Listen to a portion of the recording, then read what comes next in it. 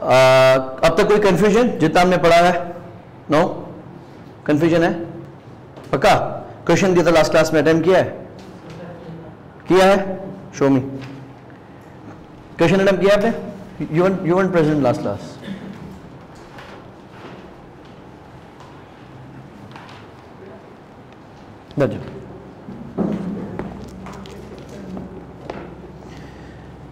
बाकी अटेम्प्ट कर लिया? ओके, सो क्वेश्चन में स्लाइड किसी को कंफ्यूजन था, हम क्विकली इसको सॉल्व कर लेते हैं. Have you attempted? Yes? No? Why? Time नहीं मिला या समझ में नहीं आया? समझ में नहीं आया. आप एक काम करें, आप आगे आ जाएं. ये बैग आपका है किसी का? चले फिर ठीक है, स्टे देयर. मैं थोड़ा फोकस्ड है, नहीं समझ में आता फौरन पूछ दिया करें. पढ़ हम क्या रहे थे कि एक फैक्ट्री के अंदर प्रोडक्शन डिपार्टमेंट्स होंगे एंड सर्विस डिपार्टमेंट्स होंगे. पहले कॉस्ट हमने एलोकेट करनी है. अगर कॉस्ट एलोकेटेड है, डायरेक्टली डिवाइडेड है, उसमें हमें किसी किस्म की कोई मेहनत नहीं करनी है, वो एलोकेट हो जाएगा. कोई खर्चा जो फैक्ट्री का जनरली इंकर्ड है, जनरली इंकर्ड कॉस्ट को हम अपोर्शन करेंगे. अपोर्शन करेंगे ऑन अ सूटेबल बेसिस. जो भी बेसिस हमें मुनासिब लगेगा हम उसके ऊपर उसको चार्ज करेंगे. देन सर्विस डिपार्टमेंट्स का खर्चा उठा के हम प्रोडक्शन डिपार्टमेंट्स को दे देंगे. That is referred as reapportionment. Reapportionment के बाद अगर के ये तमाम खर्चे बजटेड थे तो ये बनेगा एब्जॉर्प्शन, अगली स्टेज. अगर नहीं, इफ दिस इज एक्चुअल, तो हम एब्जॉर्ब और एक्चुअल के दरमियान डिफरेंस निकालेंगे. दैट वुड बी अंडर और ओवर एब्जॉर्ब्ड. ठीक है? क्वेश्चन आपने ट्राई किया ईशा? नो? वजह? अटेम्प्ट करना आप भूल गए थे. ठीक है, अटेम्प्ट कर लिया? अटेम्प्ट कर लिया. ओके, सो आप थोड़ा हेल्प करेंगे मेरे, हम मिलकर इस क्वेश्चन को अटेम्प्ट करते हैं और जो लास्ट पार्ट एब्जॉर्प्शन वाला जिसमें आपको बड़ी परेशानी है उसको हम निकाल देते हैं. Spring 2016, omega industries limited produces 2 products, alpha and beta. Underline concept बड़े अच्छे से समझना है.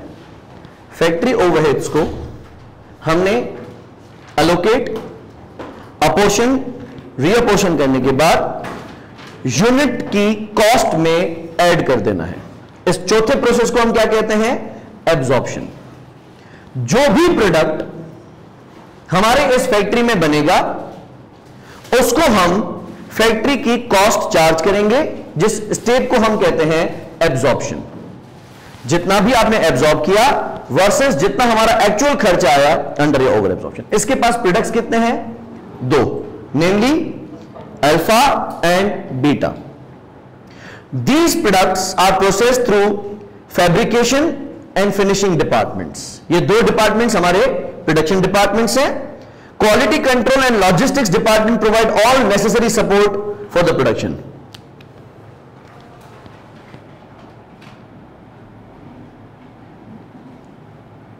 कॉस्ट कौन सी है?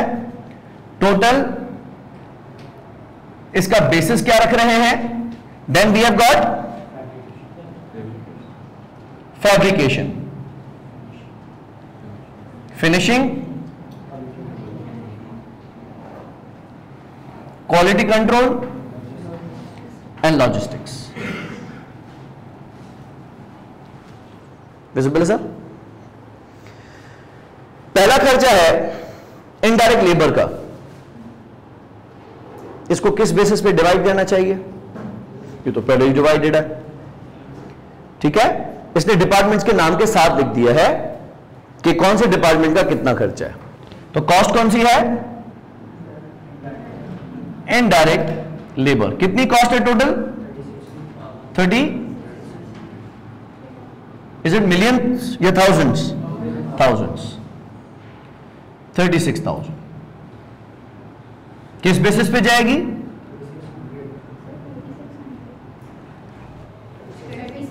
100 है. ओके, 3600.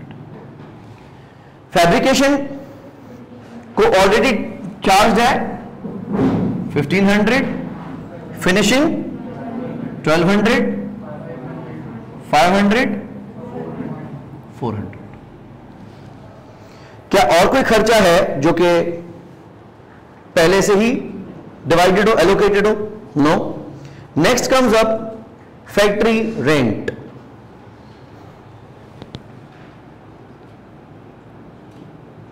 फैक्ट्री रेंट कितना है? 2000.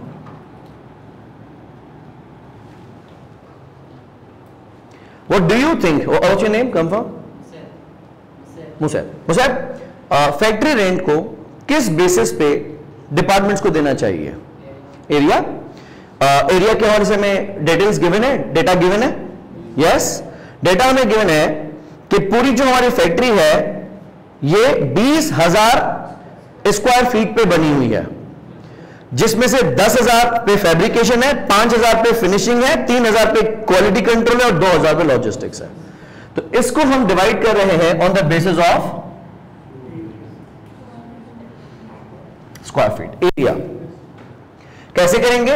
2000 डिवाइडेड बाय 20,000. तो पर स्क्वायर फीट खर्चा कितना है? 0.1 यानी 10. सही है.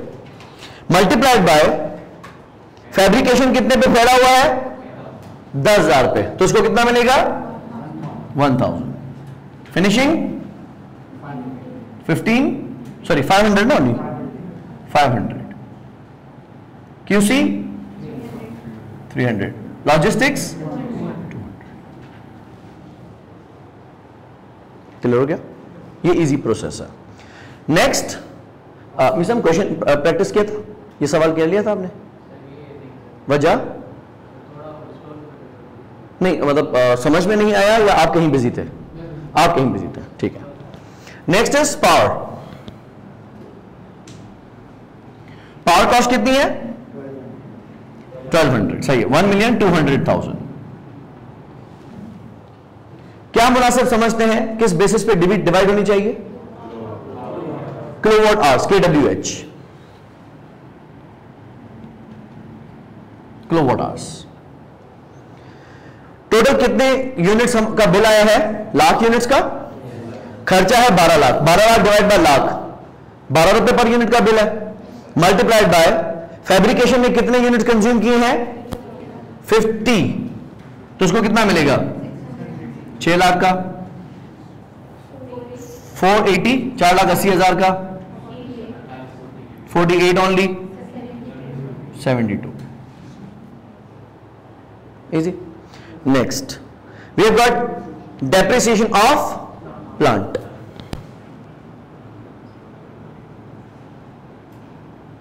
कितनी है? 9 million.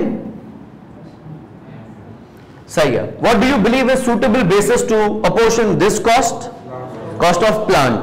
And cost of plant in factory is 60 million. Yes, what 60 million? So this is plant value. 9 million divided by 60 million, that is 0.15. So 15% of cost of the machine. Fabrication के पास कितना प्लांट है? 32,000. 32,000 का 15%, 4,800.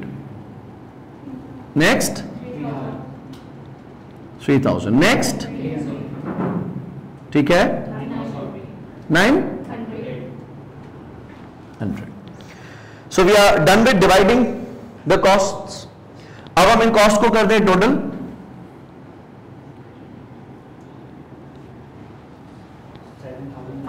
$7,900. Okay. 180.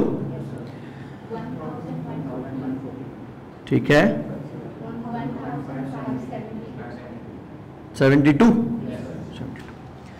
Since quality control and logistics are service departments, they are not supposed to bear the cost. ये खर्चा हम reapportion करेंगे.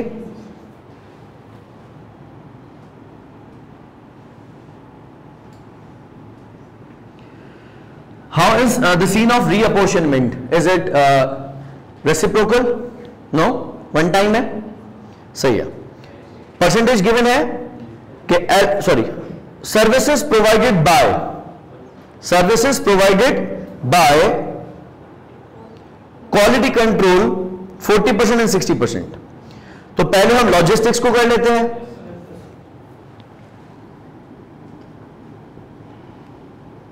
Logistics, logistics की cost है 1,572,000, इसका 60% दे दें हम फैब्रिकेशन को, 943.2, ठीक है, और 35% फिनिशिंग को 55.2, एनक्यूसी को 5% मिलेगा 78.6। इसके साथ ही लॉजिस्टिक्स खाली हो गया और क्वालिटी कंट्रोल का टोटल खर्चा कितना आ गया 2.6। अगले स्टेप में हम क्वालिटी कंट्रोल का खर्चा इस तरफ कर लेते हैं।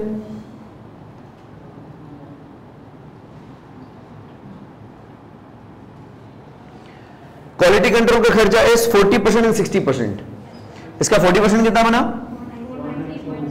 490.64।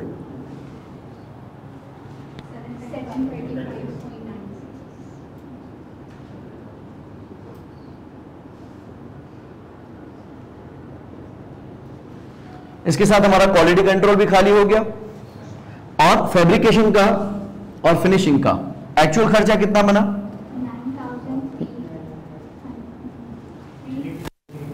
333.84 and 9,303.84, ठीक है, and its finishing repeat 7,466.16। Lalit आप 6,000 कुछ कह रहे थे, टोटलिंग में वेरीफाई कर लें।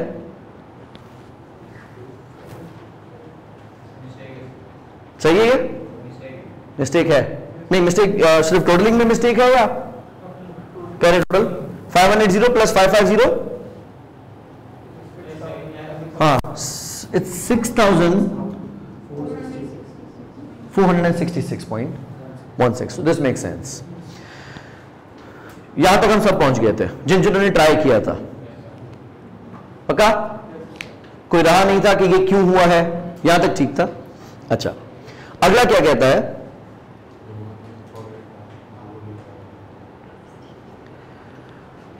Hours worked for alpha. अब ये चौथी स्टेज आ रही है, एलोकेशन हो गई, अपोर्शनमेंट हो गई, रीअपोर्शनमेंट हो गई, हम इस मुकाम पे पहुंचे हैं। अगली स्टेज क्या है, हम एब्जॉर्प्शन करेंगे, ठीक है, लेकिन एब्जॉर्प्शन इसने पहले ही कर दिया क्योंकि ये इसने जो डेटा दिया गया है ये एक्चुअल डेटा है।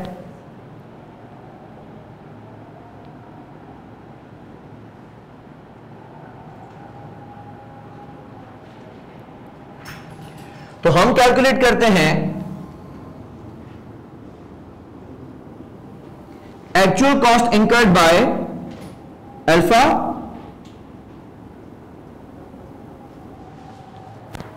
And beta. लेट्स से पहले अल्फा को निपटाते हैं। अल्फा ने फैब्रिकेशन डिपार्टमेंट का कितना फीसद टाइम लिया है,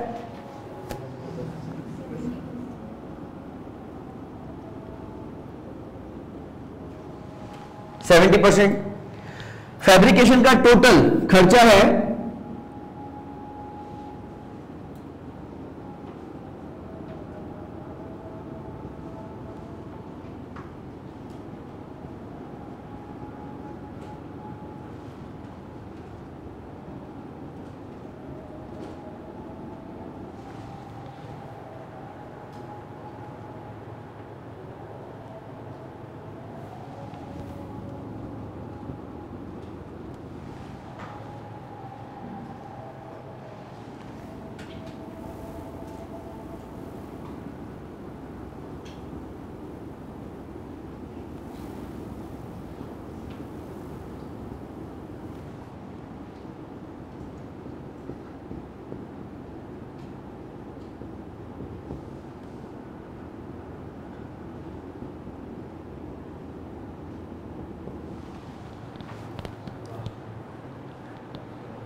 नहीं आ रही?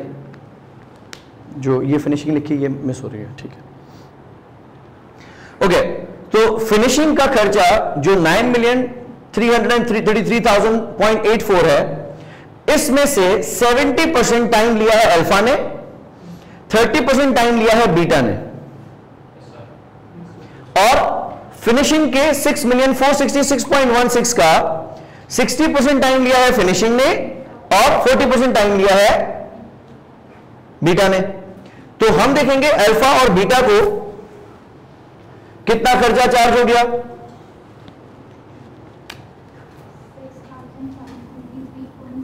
6,033.688, 69 कर दे, 7 कर देते हैं।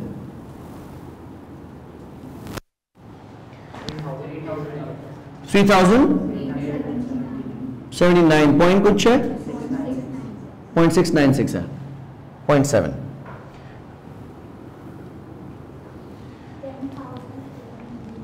10,413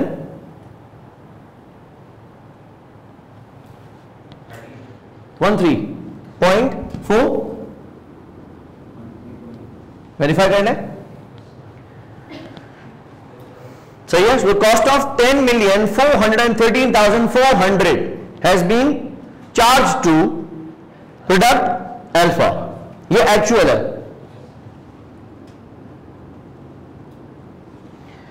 बीटा रिपीट,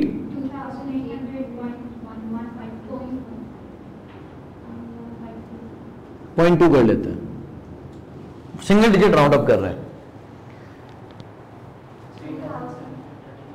नहीं, I am getting 3,733 point,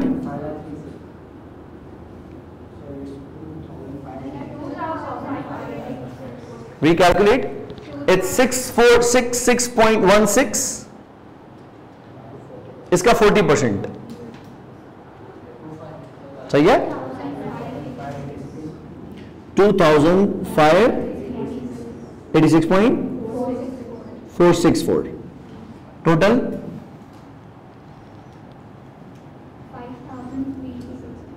387.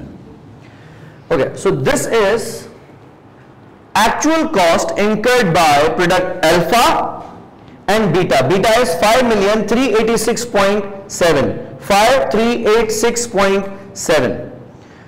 We are supposed to compare this with absorbed overheads.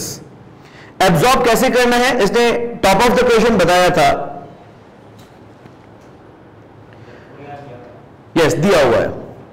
OIL यानी Omega Industries Limited allocates production overheads to alpha and beta at a predetermined rate of 1,300 rupees and 500 rupees per unit respectively.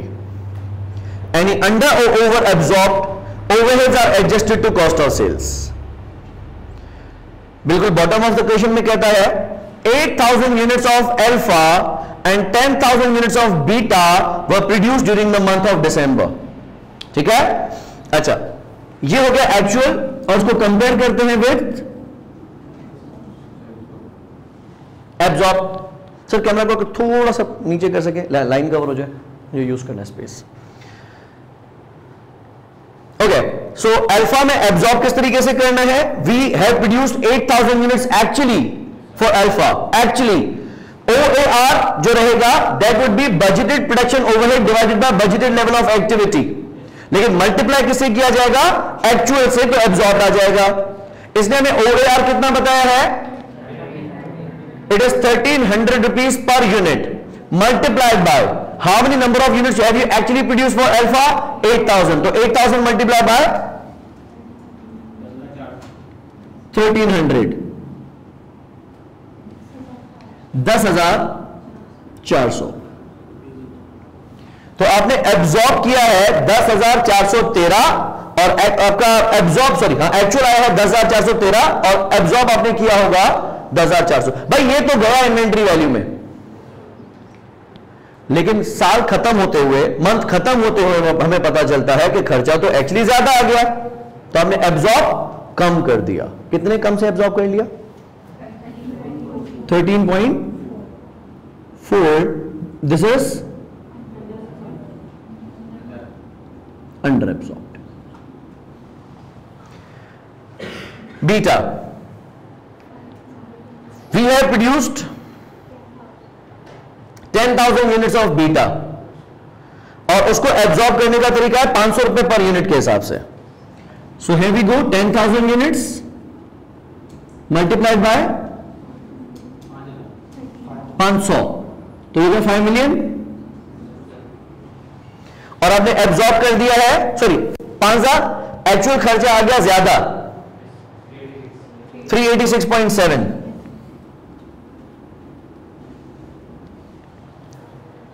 ये भी actual कम है, sorry actual ज्यादा है और absorb कम किया गया है, ये भी अंडर एब्जॉर्ब्ड है बाय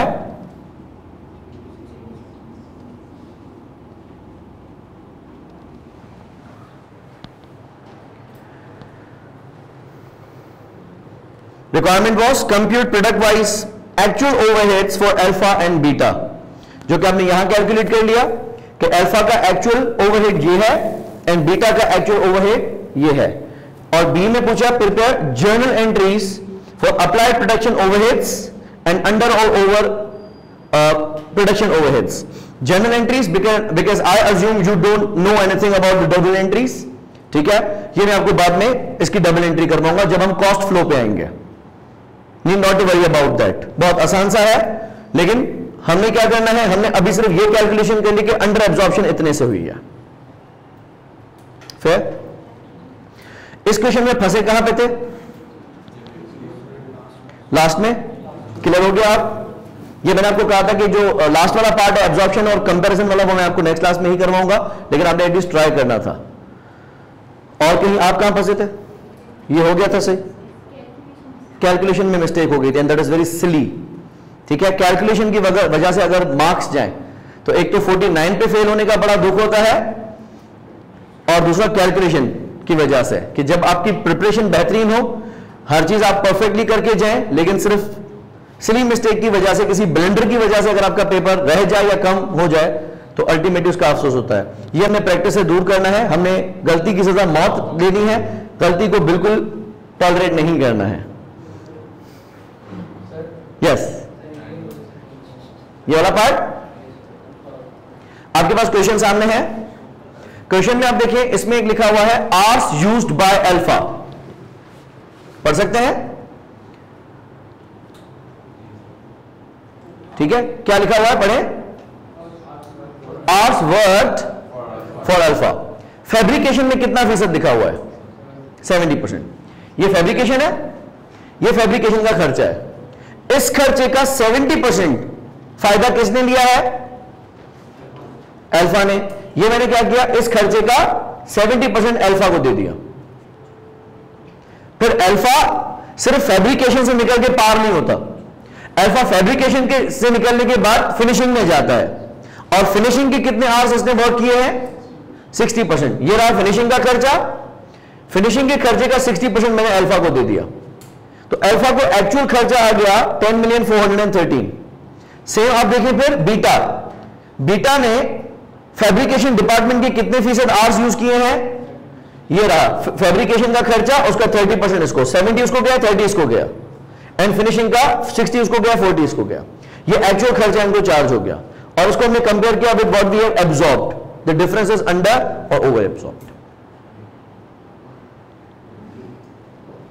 कोई क्वेश्चन है? नो?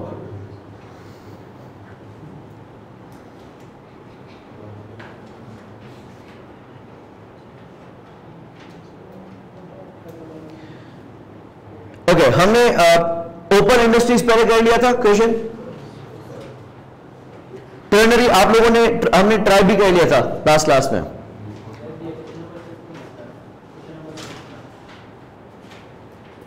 क्वेश्चन नंबर 6 टर्नरी, ये हमने किया था ना ट्राई। हाँ, इसका आपको आंसर देना है। अच्छा, ये हमने किया था वैसे क्लास में। मैं एक वैसे उसको हम देख लेते हैं, आप देखें क्वेश्चन को अपने पास।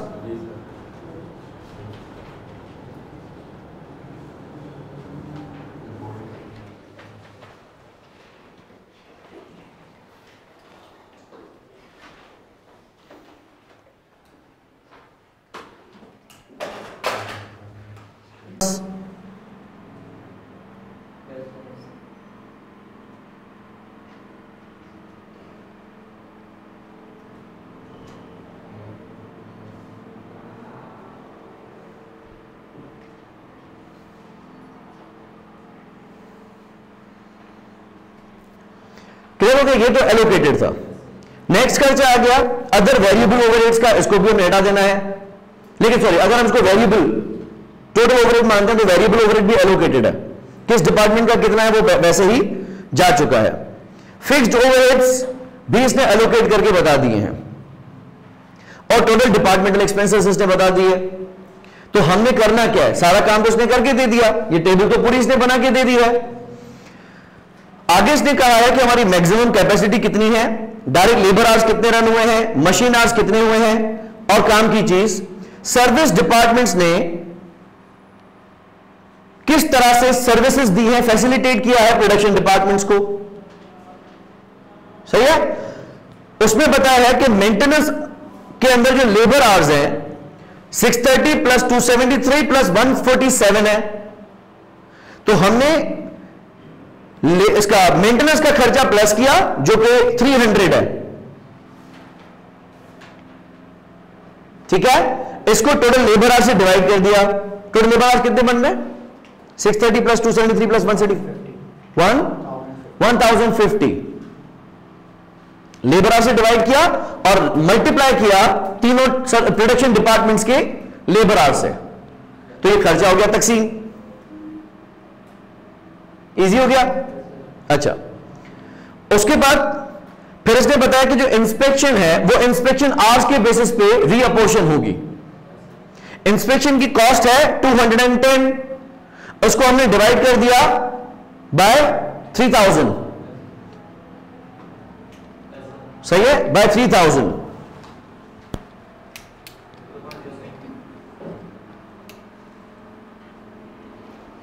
एंड रिस्पेक्टिवली इसको मल्टीप्लाई कर दिया बाय 1500 एंड 1500, तो ये रीअपोर्शन हो गया।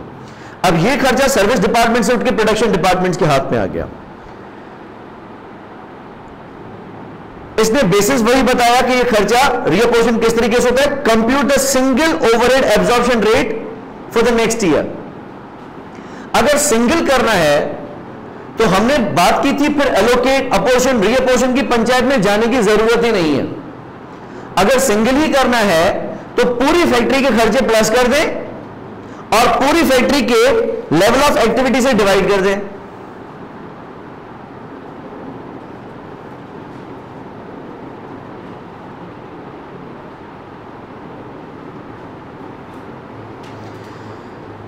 तो पूरी फैक्ट्री का खर्चा कितना है, that is 8630 plus 820 plus 1445 plus 210 plus 300। पांचों डिपार्टमेंट्स के खर्चे को हमने टोटल कर लिया 1,20,000। और ऊपर इसने बताया था कि हम ओवरहेड एलोकेट करते हैं on the basis of labour hours. पूरी फैक्ट्री में लेबर आवर्स कितने रन हुए हैं, 24,000 प्लस 9,600 प्लस 12,000। सही है, तो इन सबको मिला के हम देख सकते हैं, करके देखें। सर एक मिनट पॉज, म्यूट करिएगा, एक मिनट म्यूट करिएगा। डायरेक्ट लेबर शामिल नहीं होगा इन खर्चों में। हाँ इनफैक्ट सॉरी, तो डायरेक्ट लेबर को हटा दें, डायरेक्ट मटेरियल को हटा दें।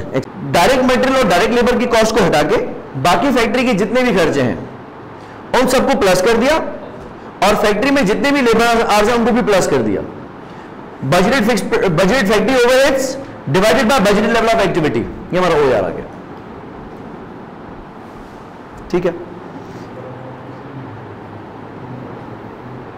इसके नीचे एक छोटा सा पुराना कोई सवाल है, एक नजर सिर्फ देख लीजिएगा। This is for sake of practice, although अब जो क्वेश्चन आते हैं वो मैंने ओमेगा करवाया, वो इस तरीके से आते हैं, लेकिन ये पुराने हैं, प्रैक्टिस के लिए आपके काम में आ जाएंगे. You can observe Jupiter manufacturing company. Yes, manufacturing departments है A1 एंड A2. A1 का खर्चा एब्जॉर्ब करने का तरीका क्या है? 70% of direct labour cost. A2 का खर्चा एब्जॉर्ब करने का तरीका है 40 rupees per direct labour our. ये इसके OARs हैं. रेलेवेंट इंफॉर्मेशन गिवन है A1, A2 and service department, लेकिन सर्विस डिपार्टमेंट एक ही गिवन है. डायरेक्ट मटेरियल अकाउंट फॉर नहीं करेंगे, डायरेक्ट लेबर नहीं करेंगे, डायरेक्ट लेबर आवर्स हैं.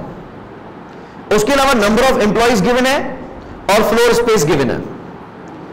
पहला इनडायरेक्ट लेबर का खर्चा है 2,17,400. ये इन तीन डिपार्टमेंट्स में कैसे तकसीम किया जाए? नंबर ऑफ एम्प्लॉइज के हिसाब से. Make sense?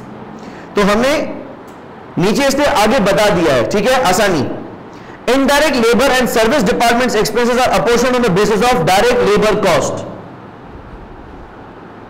ठीक है, या जजमेंट चलाने की जरूरत नहीं है, इसने बता दिया है कि हम 2,17,400 जो कॉस्ट है इसको टोटल लेबर कॉस्ट से डिवाइड करेंगे. लेबर कॉस्ट है कितनी? 3,88,800 प्लस 2,59,200, 6.8, 648,000. गुड. तो 2,17,400 डिवाइडेड बाय 6,48,000 मल्टीप्लाई बाय 3,88,800, ये चली जाएगी A1 के पास कॉस्ट. ठीक है, इनडायरेक्ट कॉस्ट को टोटल लेबर कॉस्ट से डिवाइड किया. टोटल लेबर कॉस्ट कितनी है आपके पास, आप बताओ? टोटल लेबर कॉस्ट सामने लिखी हुई है ना, ये लेबर कॉस्ट दोनों को प्लस करें 6,48,000. निजाम 6,48,000 और इनडायरेक्ट लेबर की कॉस्ट है 2,17,400. 2,17,400 divided by 6,48,000 multiplied by A1 3,88,800. कितनी चलेगी इसके पास? 1,30,440. ये खर्चा चला गया A1 के पास. अब करो स्टेप मेरे सामने, स्टेप करो. इनडायरेक्ट लेबर की कॉस्ट लिखें 2,17,400. नहीं बेटा, हाँ 400 डिवाइडेड बाय 6,48,000. ठीक है, मल्टीप्लाइड बाय A1 की लेबर कॉस्ट कितनी है? सही, 1,30,440 इसके पास चली गई. ठीक है, और इसकी बजाय अगर हम इससे मल्टीप्लाई करेंगे 259,200 से, तो ये A2 के पास चली जाएगी. इजी हो गया? पक्का? सर आपने OAR किस तरह पता लगाया कि ये इसका OAR है? ये गिवन है ना, जुपिटर. ठीक है, the company applies factory overhead to the following basis. मैं ये वाजे किया है कि इसको अप्लाइड बोले या एब्जॉर्ब बोले, बात एक ही है.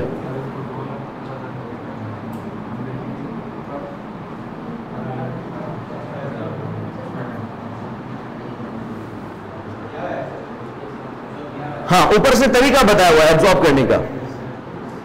हमने खर्चा निकालना है और उसके बाद एब्जॉर्ब करना है. फैक्ट्री ऑफिस एक्सपेंसेस नीचे बताया है. Factory expenses and computer depreciation are allocated in the ratio of number of employees. Base बता दिया. To all departments including service departments. तो इनडायरेक्ट लेबर को किस बेसिस पे किया? डायरेक्ट लेबर कॉस्ट पे. फैक्ट्री ऑफिस एक्सपेंसेस को किस बेसिस पे करेंगे? नंबर ऑफ एम्प्लॉइज के बेसिस पे. डेप्रिसिएशन को किस बेसिस पे करेंगे? Number of employees. Factory building expenses, factory expenses इसने बता दिए. हाँ, फैक्ट्री एक्सपेंसेस इनफैक्ट बिल्डिंग है, सॉरी. तो बिल्डिंग हम करेंगे फ्लोर एरिया के हिसाब से, ऊपर हमें गिवन है. And service departments expenses already given है, और वो किस बेसिस पे करने को बोला है? लेबर आवर्स के बेसिस पे. Labour cost, sorry labour cost के बेसिस पे। Prepare a factory overhead distribution statement showing over और अंडर अप्लाइड। अच्छा, इससे आपको क्या होगा, सर्विस डिपार्टमेंट का खर्चा आपने उठा के इन दोनों को दे दिया, A1 और A2 को। A1 का खर्चा एब्जॉर्ब कैसे किया जाएगा, डायरेक्ट लेबर कॉस्ट का 70%, डायरेक्ट लेबर कॉस्ट का 70%। डिपार्टमेंट A1 में देखें लेबर कॉस्ट है कितनी, 3,88,800, इसका 70%।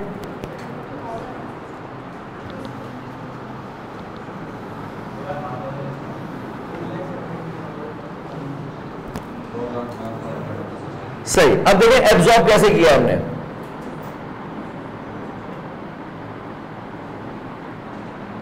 डिपार्टमेंट का नाम है A1, लेबर कॉस्ट कितनी है 3,88,800, इसका 70% खर्चा A1 ने एब्जॉर्ब करना है, जो कि बना 256,000 272 1T, ये है एब्जॉर्ब्ड। और हम कंपेयर करेंगे विथ द एक्चुअल वन।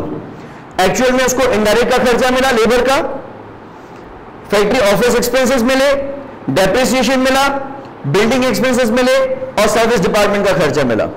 फिर हम देखेंगे कि हमने एब्जॉर्ब इतना किया था और एक्चुअल कितना आया। A2 का खर्चा एब्जॉर्ब करने का तरीका क्या है, 40 rupees per direct labour our. A2 के अंदर लेबर आवर्स कितने हैं 4000 मल्टीप्लाई बाय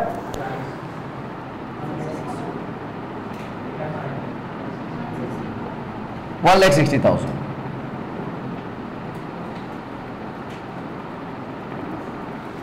और आफ्टर प्रिपेयरिंग दैट स्टेटमेंट, ठीक है, एलोकेशन, अपोर्शनमेंट, रीअपोर्शनमेंट, हमें पता चलेगा कि एक्चुअल खर्चा कितना है, एंड देन विल कंक्लूड कि कौन से प्रोडक्शन डिपार्टमेंट में अंडर एब्जॉर्प्शन कितनी है, ओवर एब्जॉर्प्शन कितनी है। इजी, कोई कंफ्यूजन नहीं है।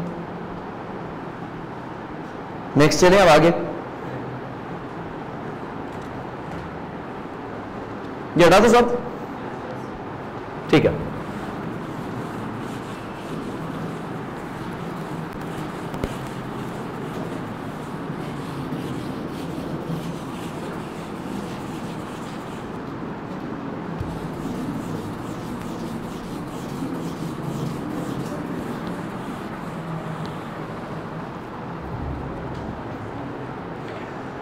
What would happen next now? Absorption में हमने फैक्ट्री ओवरहेड्स को यूनिट कॉस्ट का हिस्सा बनाया। अगर हमें क्वेश्चन कहता है कि आप इनकम स्टेटमेंट बनाएं या स्टेटमेंट ऑफ प्रॉफिट और लॉस बनाएं, what is statement of profit loss? जिन्होंने इंट्रोडक्शन टू अकाउंटिंग पढ़ा है उनको तो आइडिया है, इनफैक्ट सभी ने पढ़ा है, लेकिन जनरली मैं आपको आइडिया दूं। With in a given period of time, may be a month, may be a quarter, may be 6 months, may be a year, एक कंपनी ने कितना रेवेन्यू अर्न किया और कितना स्पेंड किया, ठीक है, कमाया कितना और खर्च कितना किया। The excess of income over the expenses is referred as profit. लेकिन if the expenses exceed the income, loss.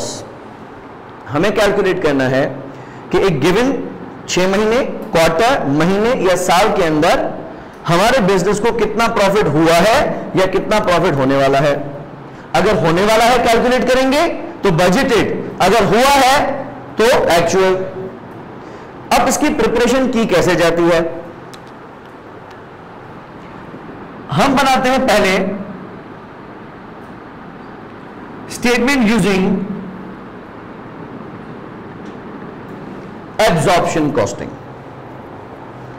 Usually ऐसा होता है कि जब हम किसी भी प्रोडक्ट की कॉस्ट कैलकुलेट करते हैं, स्टैंडर्ड कॉस्ट, कि एक यूनिट हमें कितने का पड़ा, बास कंपनीज उसकी कॉस्ट को देखते हुए उसकी प्राइस सेट करती हैं, जिसको हम नाम देते हैं कॉस्ट प्लस प्राइसिंग का।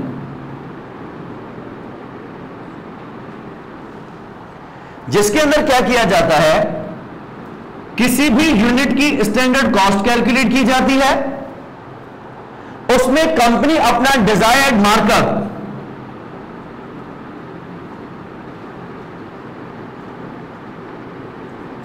प्लस करती है। सादा सी मिसाल है कि अगर एक चीज मैं खुद 160 रुपए की बनाता या खरीदता हूं और उस पे मैं 40 रुपए का मुनाफा रखता हूं, तो बेचूंगा कितने में? 200 रुपए में। So 160 is what? Cost. 40 rupees is what? Markup. 200 is what? Selling price. So cost plus profit is equal to,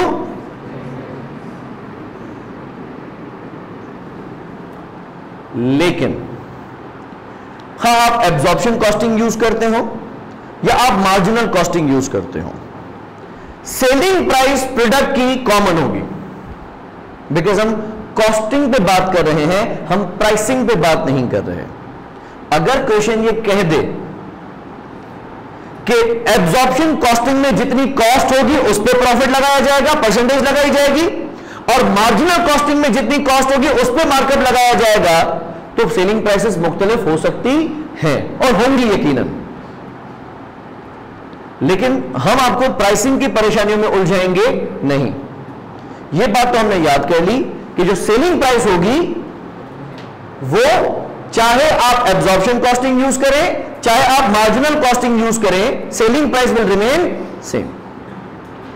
ये बात क्लियर हो गई? सबसे पहले हम रखेंगे सेल्स रेवेन्यू। लेट्स से हम गुजरे हुए वक्त की बात कर रहे हैं, पिछले साल या पिछले महीने हमने कितने यूनिट्स बेचे।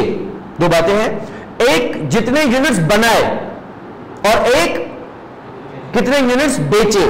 पैसा किसका मिलेगा? जितने यूनिट्स बेचे जाएंगे, ना कि जितने यूनिट्स बनाए जाएंगे। तो रेवेन्यू निकालने का तरीका क्या होगा कि ड्यूरिंग दैट पीरियड जितने यूनिट्स आपने बेचे उसको हम मल्टीप्लाई करेंगे उसकी सेलिंग प्राइस से, जो कि सेम होगी चाहे आप एब्जॉर्प्शन कॉस्टिंग यूज करें चाहे आप मार्जिनल कॉस्टिंग यूज करें। ठीक है? इसमें से हम माइनस करेंगे cost of goods sold. Grammar क्या कह रही है इसको? दिस इज द कॉस्ट, यानी खर्चा। किस चीज का खर्चा? Of goods sold. वो गुड्स जो बिक गए, मैं सिर्फ उनका खर्चा चार्ज कर रहा हूं। वो गुड्स जो मैंने बनाए तो हैं लेकिन बेचे नहीं हैं, क्या उन पे कॉस्ट नहीं आई होगी? कॉस्ट तो आई होगी ना, लेकिन उनकी कॉस्ट को मैं अभी अपनी कॉस्ट मानूंगा नहीं। उनको मैं कहूंगा बेटा आप साइड में हो जाए, जब आप बिकेंगे मैं आपको भी खर्चा मान लूंगा।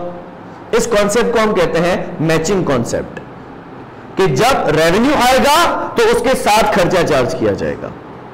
अगर रेवेन्यू नहीं आया, अगर बेनिफिट नहीं आया, तो उसके साथ कॉस्ट को भी चार्ज नहीं किया जाएगा। इजी हो गया? This is we refer as cost of goods that have been sold. पहले इसमें बात आती है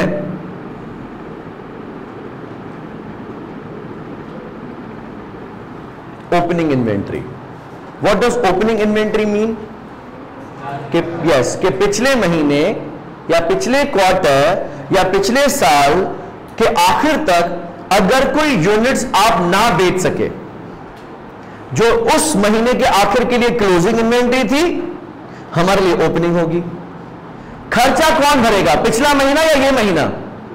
जो महीना इनको बेचेगा। खर्चा वो महीना नहीं भरेगा जिस महीने ने इसको बनाया था, खर्चा वो भरेगा जो महीना इसको बेचेगा। और उम्मीद यह है कि इस साल जो हम यूनिट्स बेचेंगे उनमें ये यूनिट्स भी बिक जाएंगे। तो ओपनिंग इन्वेंट्री को भी हमने कॉस्ट की हैसियत में रख दिया।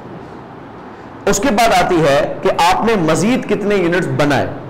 अगर कि एक रिटेल बिजनेस है जो बनी बनाई चीजें खरीदता है और बेचता है, तो वो क्या करेगा, ओपनिंग इन्वेंट्री प्लस परचेजेस। लेकिन यहां महज परचेजेस नहीं है, इसमें हम क्या रखेंगे, ओपनिंग इन्वेंट्री के बाद we'll place the cost of direct material. जितने यूनिट्स इस महीने आपने बनाए हैं, ठीक है, उनको बनाने में आपका कितना मटेरियल आया, तो this is units produced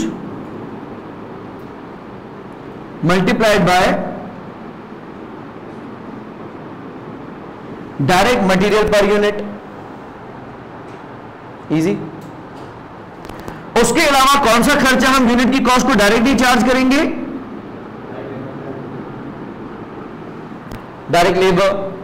same goes, जितने भी यूनिट्स आपने इस महीने बनाए multiplied by direct labour per unit.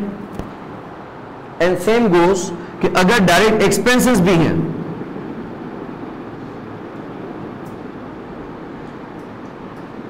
तो यूनिट्स प्रोड्यूस्ड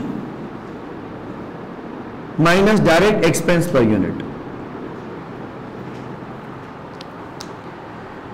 ये खर्चा तो यूनिट की वैल्यू का हिस्सा बनेगा। इस पे एब्जॉर्प्शन कॉस्टिंग ने भी हां बोला है, इसने मार्जिनल कॉस्टिंग, इस पे मार्जिनल कॉस्टिंग ने भी हां बोला है। लेकिन एब्जॉर्प्शन कॉस्टिंग कहता है कि बेटा ये तो आया, लेकिन इसके साथ साथ फिक्स्ड फैक्ट्री ओवरहेड भी क्या किए जाएंगे, एब्जॉर्ब किए जाएंगे। एक है एब्जॉर्ब्ड और एक होगा एक्चुअल। हम किससे बंधे हुए हैं, एब्जॉर्ब से। एक्चुअल जो आएगा उसको प्रॉफिट लॉस में भेज देंगे, जितना एब्जॉर्ब किया वो इन्वेंट्री वैल्यू का हिस्सा बनेगा। एब्जॉर्ब करने का तरीका हमने क्या पढ़ा था कि वक्त से पहले हम देखेंगे कि अक्टूबर के महीने का फैक्ट्री ओवरहेड कितना आएगा और अक्टूबर के महीने में कितने यूनिट्स बनाए जाएंगे। Budgeted factory overhead divided by budgeted level of activity करके हमने हर यूनिट को कहा कि बेटा आप इतना इतना खर्चा भरते जाओगे। तो जितने भी यूनिट्स आपने बनाए तो इसके लिए रखेंगे क्या, actual production multiplied by overhead absorption rate. This is how we absorb. So there are three terms, budgeted, absorbed, actual. Budgeted में लेवल ऑफ एक्टिविटी भी बजटेड होती है, एब्जॉर्ब में लेवल ऑफ एक्टिविटी एक्चुअल होती है और OAR बजटेड होता है। और एक्चुअल में सिर्फ हकीकत ही हकीकत, कोई ख्वाब नहीं। यहां हम क्या रख रहे हैं, एक ख्वाब एक हकीकत। OAR ख्वाब है कि एक यूनिट बनाने में इतना खर्चा आएगा, एंड एक्चुअल प्रोडक्शन हकीकत है। यह चला जाएगा यूनिट की वैल्यू में। तो जब हम एब्जॉर्प्शन कॉस्टिंग से पूछेंगे एक यूनिट की कॉस्ट कितनी है, तो वो उसमें डायरेक्ट मटेरियल भी डालेगा, डायरेक्ट लेबर भी डालेगा, डायरेक्ट एक्सपेंसेस भी डालेगा और फैक्ट्री ओवरहेड एब्जॉर्ब भी डालेगा। ये चार खर्चे मिला के बोलेगा एक यूनिट इतने का बना। इसमें से अगर कोई यूनिट्स नहीं बिक सकते, टाइम खत्म हो जाता है, लेकिन सर्टेन नंबर ऑफ यूनिट्स हम नहीं बेच सकते, तो हम क्या करेंगे, उनको यहां से हटा देंगे, माइनस करेंगे,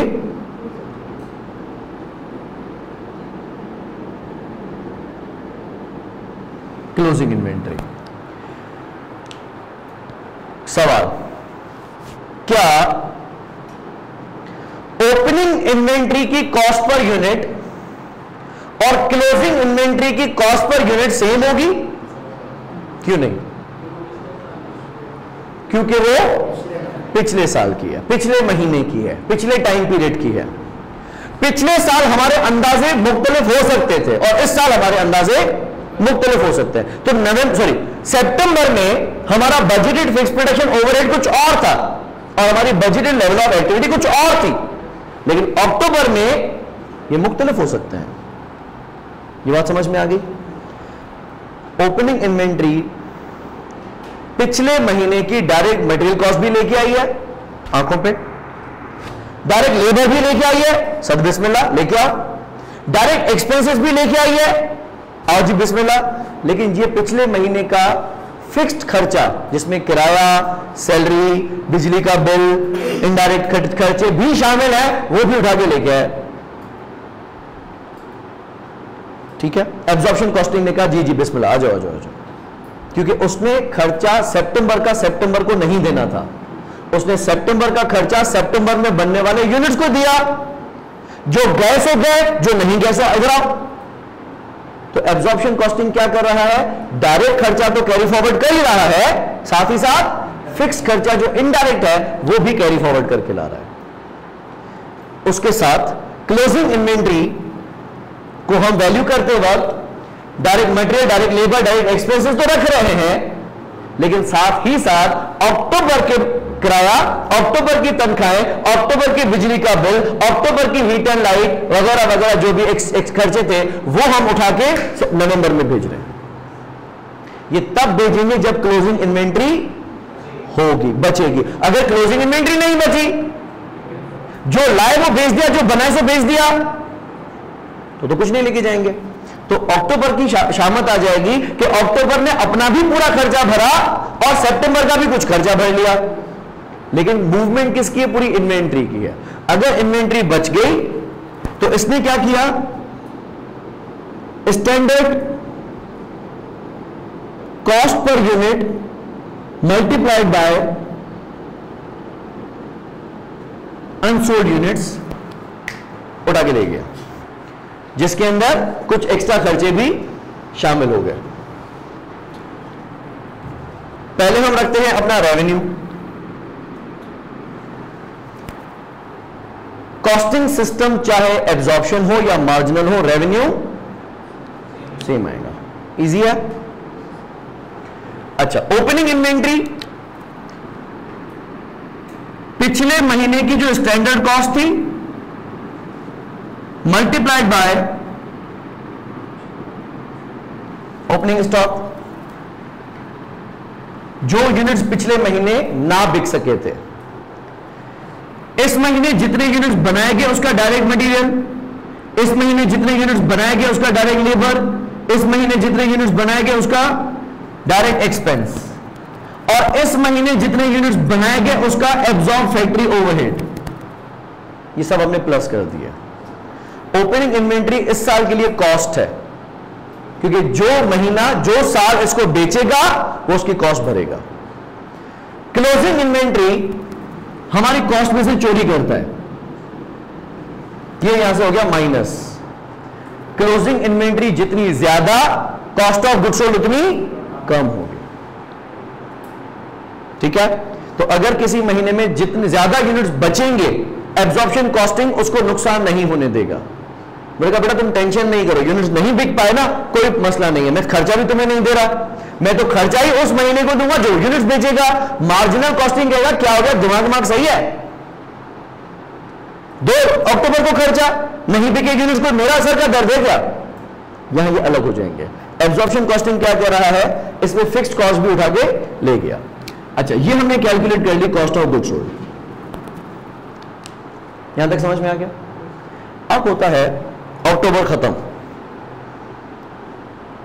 अक्टूबर खत्म होते ही हमें यह पता चल गया कि हमारी actual fixed production overhead cost कितनी है। ठीक है, अब सब चीजें ब्लैक एंड व्हाइट हो रही हैं, वाज़ेह हो रही हैं। अब हम देख सकते हैं कि हमने एब्जॉर्ब कितना किया था और एक्चुअल कितना आया है। 2 पॉसिबिलिटीज हो, 3 पॉसिबिलिटीज हो सकती हैं। पहला कि एक्चुअल खर्चा ज्यादा आ सकता है, दूसरा कि एक्चुअल खर्चा कम आ सकता है, तीसरा कि एक्चुअल खर्चा उतना ही आ सकता है जितना कि आपने एब्जॉर्ब किया था। लेकिन यह हमें अब पता चल रहा है जब चिड़िया चुग गई खेत। अब देख रहे हैं खर्चा तो ज्यादा आ गया, लेकिन अब आप यूनिट्स को बुला के वापस उनको कॉस्ट नहीं दे सकते, वो भाग गए, वो चले गए। ठीक है, अब सितंबर को बोलेंगे यार माजरत, अक्टूबर को बोलेंगे यार माजरत, जितना मुझे पता था पहले उतना खर्चा तो मैंने जेब में डाल दिया था, वो मैंने भिजवा दिया नवंबर को, लेकिन ये तो तुम अब बता रहे हो। तो मुझे अंदाजा था 3,60,000 रुपए का खर्चा आएगा, तुम बिल निकाल के बैठे हो 3,80,000 रुपए का, ये 20,000 रुपए का माजरत मैं कुछ नहीं कर सकता, ये आप ही को भरना पड़ेगा। तो अंडर या ओवर एब्जॉर्प्शन वाला जो एलिमेंट होगा, the difference between actual and absorb, absorb देखो मुझे पता था, मैंने आपका ख्याल किया, लेकिन जो आप अब बता रहे हो उसका मैं कुछ भी नहीं कर सकता। वो हम क्या करेंगे, चार्ज कॉस्ट ऑफ सेल में ही करेंगे, इसको हम लिखेंगे एज अंडर और ओवर एब्जॉर्ब। अब कॉमन सेंस की बात करते हैं, अगर आपने एब्जॉर्ब कर लिया कम और एक्चुअल खर्चा आ गया ज्यादा, तो नाम क्या देंगे, under absorb. Under absorb, under absorb फायदा है नुकसान है, नुकसान है, क्योंकि मैं अगर 3,60,000 का खर्चा इन्वेंट्री वैल्यू में डाल चुका हूं और 20,000 रुपए का बिल आप अब और निकाल के बैठे हो, तो मैंने अंडर एब्जॉर्ब कर दिया। अंडर एब्जॉर्ब में खर्चे में प्लस कर दूंगा, खर्चा खर्चे में प्लस कर दूंगा।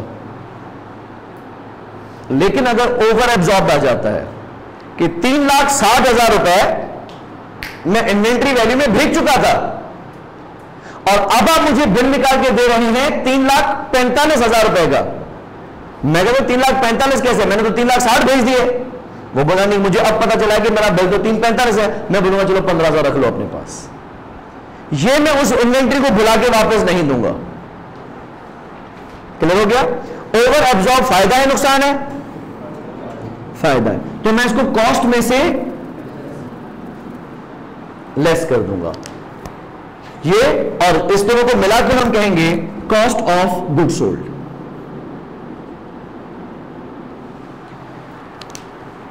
ये यूनिट्स को बेचने की प्राइस है जो आपने कमाया, रेवेन्यू, और ये उन यूनिट्स को बनाने का खर्चा था।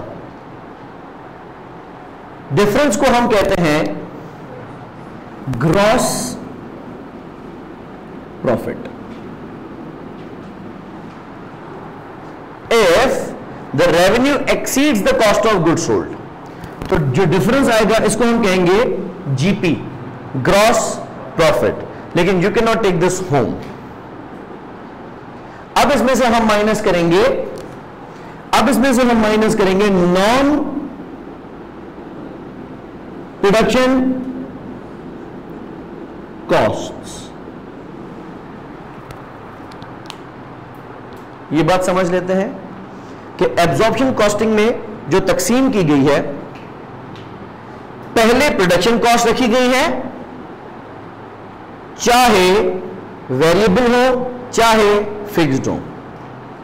मेरा मुद्दा यह था कि प्रोडक्शन है ना, मैं प्रोडक्शन कॉस्ट को ऊपर रख दूंगा।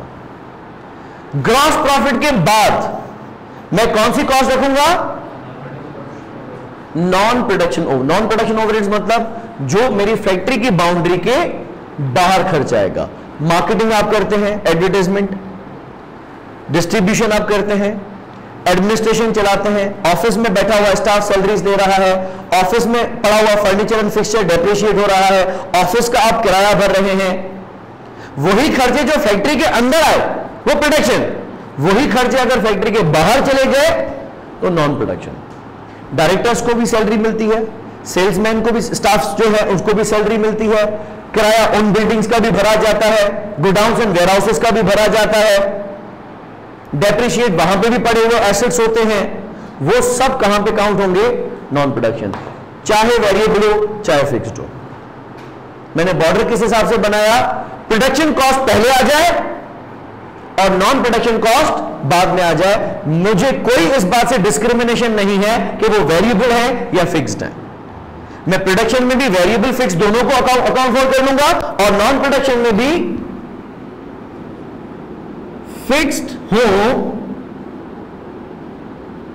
या वेरिएबल हो। ये वेरिएबल कैसे हो सकती है, अगर हम पर यूनिट के हिसाब से या पर रुपये के हिसाब से कमीशन पे करते हैं, डिलीवरी चार्जेस पे करते हैं, डिलीवरी चार्जेस अगर के कस्टमर भरता है फिर तो आपकी टेंशन नहीं, आपकी कॉस्ट नहीं है, लेकिन डिलीवरी चार्ज अगर हम भरते हैं कैरीज आउटवर्ड तो वो आपकी कॉस्ट है, लेकिन वो यूनिट बनाने की वजह से नहीं आ रही है, वो यूनिट को बेचने की वजह से आ रही है, पैकेजिंग कॉस्ट है। सही है कि जब यूनिट रेडी फॉर डिलीवरी होगा हम उसको पूरा पार्सल पैक करेंगे, डिलीवरी कॉस्ट। जो स्टाफ हमारे यूनिट को बिकवाएगा उसको हम हर यूनिट बेचने में कमीशन पे करेंगे, लेकिन यूनिट बनाने पे नहीं पे कर रहे, यूनिट बेचने पे पे कर रहे हैं। तो नॉन प्रोडक्शन ओवरहेड्स को हम यहां से माइनस करेंगे,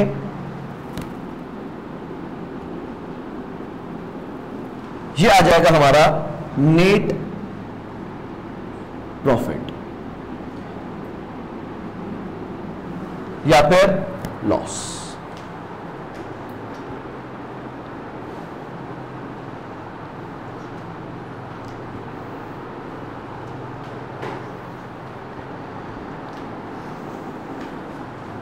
This is how we prepare income statement या statement of profit or loss using absorption costing। समझने की बात यह है कि डिवीजन की गई है on the basis of production and non production cost, regardless of the fact whether these costs are variable or fixed। उससे एब्जॉर्प्शन कॉस्टिंग ने उस डिस्क्रिमिनेशन को बीच में नहीं आने दिया। और अगर यही इनकम स्टेटमेंट हम मार्जिनल कॉस्टिंग के हिसाब से बनाते हैं तो क्या होगा, ये रिमूव कर सकता हूं। Anybody writing? पिक्चर लेनी है, पिक्चर लो उसको।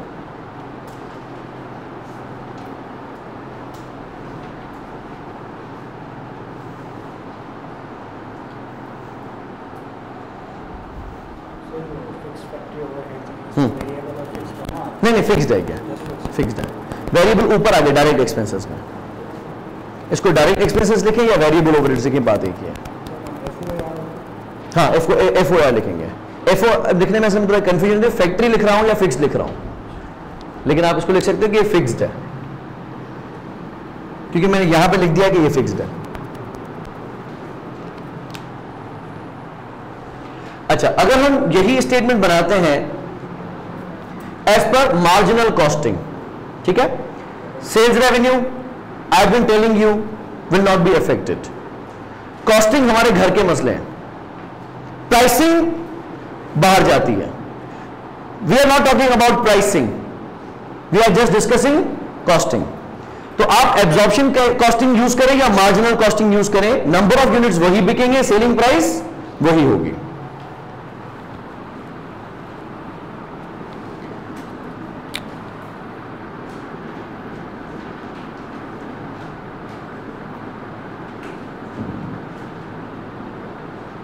अब देखिएगा फड्डा कहां से शुरू होता है।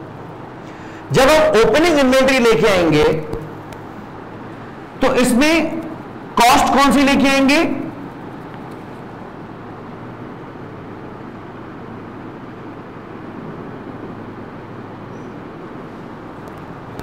Standard variable cost. पिछले महीने जो आपने मटेरियल लगाया था, जो आपने लेबर लगाया था, जो आपने डायरेक्ट एक्सपेंसेस लगाए थे, आओ जी बिस्मिल्लाह। लेकिन अगर पिछले महीने का रेंट यहां आने की कोशिश करेगा, सैलरीज आने की कोशिश करेंगी, बिजली का बिल आने की कोशिश करेगा, डेप्रिसिएशन आने की कोशिश करेगी, मैं लात मार दूंगा, निकलो यहां से, जाओ अपने एब्जॉर्प्शन कॉस्टिंग के पास, मेरे पास आपकी जगह नहीं है, ठीक है, आई विल नॉट अकोमोडेट। तो मैं कॉस्ट ऑफ सेल्स में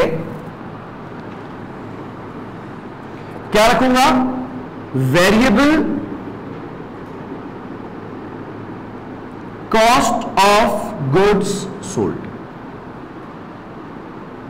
अब यहां मेरा बॉर्डर क्या बन रहा है, पहले बॉर्डर क्या था, प्रोडक्शन नॉन प्रोडक्शन, चाहे फिक्स हो चाहे वेरिएबल हो। अब बॉर्डर क्या है, वेरिएबल एंड फिक्स, चाहे प्रोडक्शन हो चाहे नॉन प्रोडक्शन हो।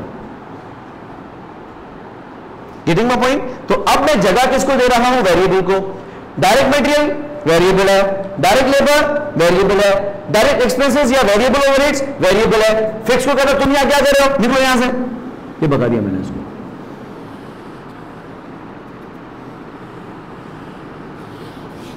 और जब एब्जॉर्प्शन ही नहीं है तो अंडर ओवर एब्जॉर्प्शन की कहानियां ही नहीं होंगी। ये बात क्लियर हो गई कि मैंने सिर्फ डायरेक्ट मटेरियल, डायरेक्ट लेबर और डायरेक्ट एक्सपेंसेस को जगह दी है। मैं कहूंगा बेटा कितने बिक गए, वो बिक गए, जो नहीं बिके उसको मैंने यहां से माइनस कर दिया एज क्लोजिंग इन्वेंट्री। अब क्लोजिंग इन्वेंट्री में जो यहां से लेके जाऊंगा खर्चा, वो भी कौन सा होगा? वेरिएबल।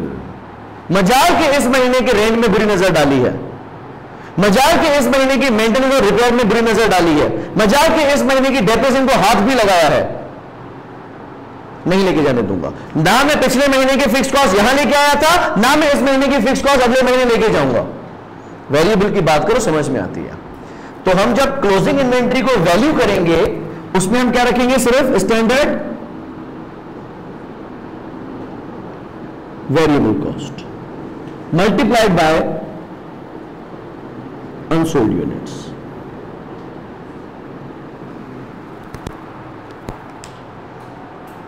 यहां तक समझ में आ गया? इसमें से कोई अंडर ओवर एब्जॉर्प्शन का गेन नहीं है। सेल्स रेवेन्यू में से वेरिएबल प्रोडक्शन कॉस्ट मैंने माइनस करनी है। पहले वेरिएबल प्रोडक्शन कॉस्ट मैंने माइनस करनी है। इसको एक नया नाम दिया जाएगा सीएन। सीएन का मकसद है कंट्रीब्यूशन मार्जिन। मार्जिनल कॉस्टिंग में क्या आ रहा था? GP, gross profit. इसमें क्या आएगा? Contribution margin. एब्जॉर्प्शन कॉस्टिंग में कंट्रीब्यूशन मार्जिन कभी नहीं कैलकुलेट किया जा सकता, और मार्जिनल कॉस्टिंग में ग्रॉस प्रॉफिट नहीं कैलकुलेट किया जा सकता। What is contribution margin? It is selling price minus variable cost. एक यूनिट बेचने से मुझे क्या मिलेगा और एक यूनिट बनाने से मेरा खर्चा क्या आएगा? तो directly as a result of one extra unit मुझे क्या बचेगा? That is contribution margin. अगर एक कुर्सी मैं बेचता हूं 1600 रुपए की और वो कुर्सी मैं बनाता हूं 1200 रुपए की, इसमें कोई फिक्स्ड कॉस्ट नहीं है, तो 400 रुपीज पर चेयर मेरा जीपी नहीं है बल्कि मेरा सीएम है, कंट्रीब्यूशन मार्जिन है। No confusion? जिस तरह ग्रॉस प्रॉफिट में एक ग्रॉस प्रॉफिट होता है, एक नेट प्रॉफिट होता है, उसी तरीके से कंट्रीब्यूशन में एक होता है ग्रॉस कंट्रीब्यूशन और एक होता है नेट कंट्रीब्यूशन। मकसद सेम ही है, सेलिंग प्राइस में से वेरिएबल कॉस्ट माइनस करनी है। लेकिन अगर हम सेलिंग प्राइस में से प्रोडक्शन वेरिएबल कॉस्ट माइनस करेंगे, जिस तरह direct labour, direct material, direct expenses, अगर प्रोडक्शन वेरिएबल कॉस्ट माइनस करेंगे तो जवाब क्या आएगा? Gross contribution margin. लेकिन अगर मैं सेलिंग प्राइस में से production and non production variable cost minus कर दूं, लाइक अगर मैं कमीशन पे करता हूं, डिलीवरी चार्जेस पे करता हूं, हालांकि वो भी है तो वेरिएबल, लेकिन वो प्रोडक्शन नहीं है, वो इन्वेंट्री वैल्यू का हिस्सा नहीं बन सकते। देखो, इन्वेंट्री वैल्यू में वो खर्चा जाएगा जो इन्वेंट्री के बनने की वजह से आता हो, लेकिन वो खर्चा जो यूनिट के बिकने की वजह से आ रहा है वो कभी भी यूनिट कॉस्ट का हिस्सा नहीं बनेगा। तो clear about the difference between gross contribution and net contribution margin? अगर मैं सिर्फ वेरिएबल प्रोडक्शन कॉस्ट माइनस करूंगा तो ग्रॉस कंट्रीब्यूशन मार्जिन, अगर मैं उसमें से non production selling and distribution variable cost भी माइनस कर दूं तो वो नेट कंट्रीब्यूशन हो जाएगा। इसमें से अब तक मैंने कौन से खर्चे माइनस किए हैं? प्रोडक्शन, मैंने कोई नॉन प्रोडक्शन में नहीं रखा, तो ये आ जाएगा gross contribution margin.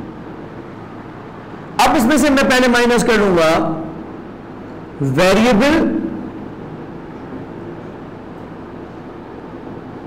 Non production overheads, selling and distribution type. ये कौन सा आता है? नॉन प्रोडक्शन, लेकिन है वेरिएबल ही। जब ये मैं माइनस करूंगा तो क्या आ जाएगा? Correct, net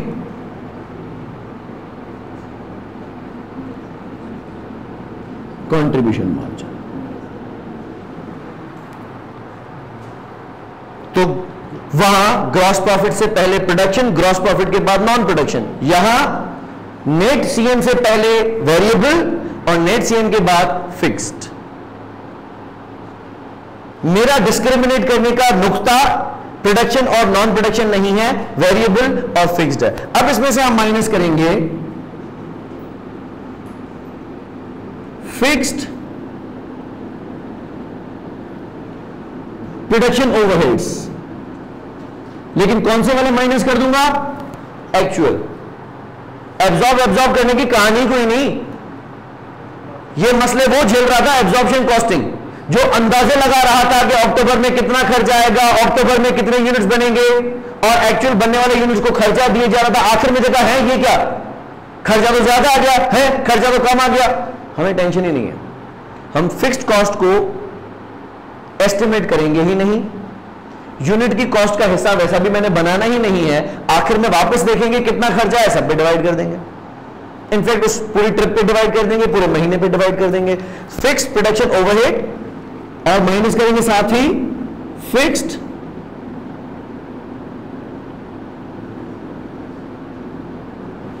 non production overheads. ये आ जाएगा हमारा net profit.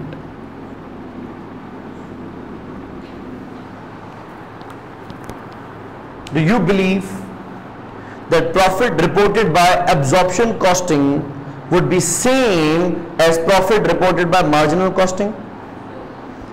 Yes, this can be. Is there any possibility जिसमें ये ना हो बराबर? Closing inventory, yes, good. अगर मैं जिस महीने में यूनिट्स बनाऊं और उसी महीने में सारे बेच दूं, तो एब्जॉर्प्शन कॉस्टिंग भी खर्चा यही छोड़ के जा रहा है, मार्जिनल कॉस्टिंग तो यही ही छोड़ेगा। लेकिन अगर क्लोजिंग इन्वेंट्री बन गई, बनाए ज्यादा बेचे कम, क्लोजिंग बन गई, तो क्लोजिंग इन्वेंट्री को एब्जॉर्प्शन भी मानता है, मार्जिनल भी मानता है। लेकिन एब्जॉर्प्शन बाकी खर्चों के साथ साथ फिक्स खर्चे भी कैरी फॉरवर्ड करके लेके जा रहा है, मार्जिनल कह रहा है नहीं बेटा नहीं नहीं। तो दोनों के प्रॉफिट में फर्क आ जाएगा। कितने से फर्क आएगा? जितनी चोरी फिक्स्ड कॉस्ट की हो रही है। ठीक है, तो हम नेक्स्ट लेक्चर के अंदर इनकम स्टेटमेंट्स बनाएंगे using absorption costing and marginal costing. फिर हम आएंगे रिकंसिलिएशन के ऊपर कि दोनों के प्रॉफिट में डिफरेंस कैसे आता है। एक तो ओपनिंग इन्वेंट्री की वजह से आएगा जो पिछले महीने का ये लेके आ रहा है, और एक क्लोजिंग इन्वेंट्री की वजह से आएगा जो इस महीने का अगले महीने जा रहा है। ठीक है, thank you so much, see you in next class then, Allah Hafiz।